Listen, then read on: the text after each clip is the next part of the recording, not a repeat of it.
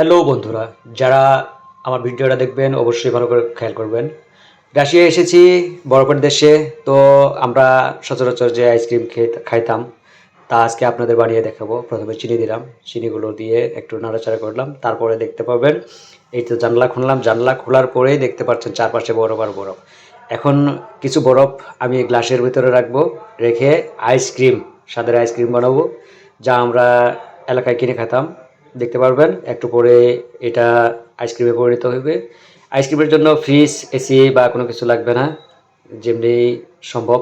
কোনো মেশিন লাগবে না, কোনো কিছু লাগবে না, শুধুমাত্র একটু সময়ের অপেক্ষা।